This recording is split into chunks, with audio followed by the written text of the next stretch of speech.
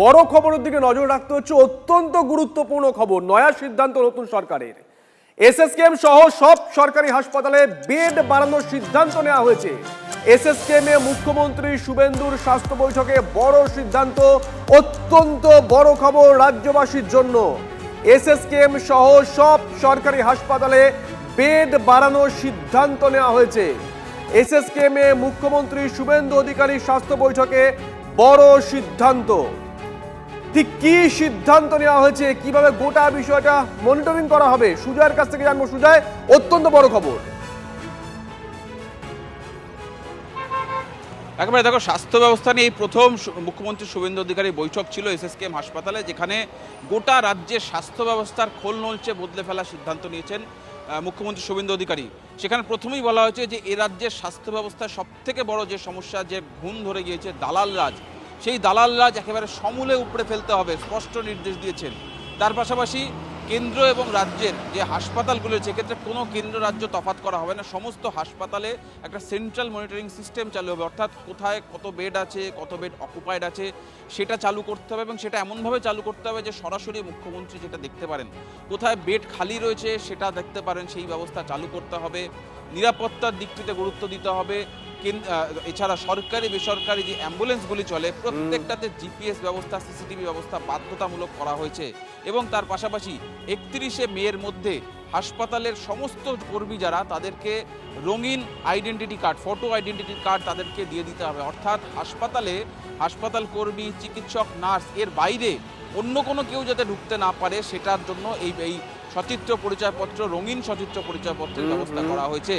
এইটাই ছিল প্রথম বৈঠক। এই বৈঠকের এই গুরুত্বপূর্ণ বিষয়গুলিকে অবিলম্বে লাগু করার জন্য মুখ্যমন্ত্রীর সর্বস্তরে যেভাবে নির্দেশ দেওয়া প্রয়োজন, সেই নির্দেশ দিয়ে দিয়েছেন। বেড বাড়ানোর কথা বলা হয়েছে কলকাতাবাসীর জন্য। ধন্যবাদ সুজয়। আজকের এই বৈঠকে উপস্থিত ছিলেন একাধিক চিকিৎসক, বিধায়করাও। যে কথা সুজয় একটু আগে আপনাদেরকে বলছিল, শারদত্ত মুখোপাধ্যায় তিনি কি বলেছেন শোনাই একবার। স্বাস্থ্য দপ্তর ভালোভাবে ঢেলে সাজানো, আর কিছু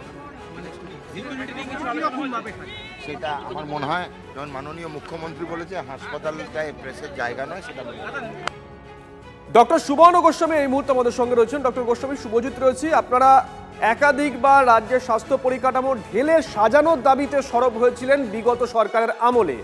নতুন সরকার, মুখ্যমন্ত্রী স্বয়ং আজকে বৈঠক করেন এসএসকেএমে। তারপরে যে সিদ্ধান্ত নেওয়া হয়েছে যে সব সরকারি হাসপাতালে বেড বাড়ানো হবে, কিভাবে দেখছেন বিষয়টা?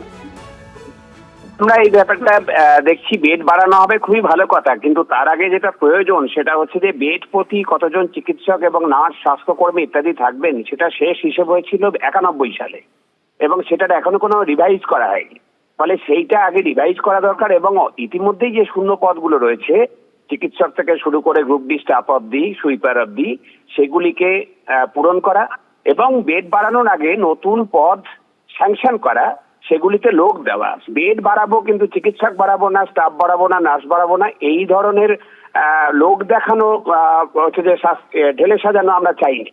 আমরা চেয়েছিলাম যে একটা বৈজ্ঞানিক পদ্ধতিতে, একটা যুক্তিযুক্ত পদ্ধতিতে, রেশনাল ওয়েতে স্বাস্থ্য পরিকাঠামোর পুনর্গঠন, এবং সেটা করতে গেলে বেড বাড়ানোর সিদ্ধান্তর আগে কিন্তু এসে শূন্য পদে নিয়োগের সিদ্ধান্তটা হওয়া দরকার ছিল।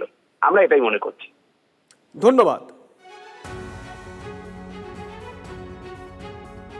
এখন পশ্চিমবঙ্গে যে দীর্ঘদিন ধরে মানুষ একটা যে স্বাস্থ্য অব্যবস্থা দেখেছি, দালাল রাজ চলছে বিভিন্ন সরকারি হাসপাতাল, মেডিকেল কলেজগুলোতে, এর অবসান ঘটাতে হবে।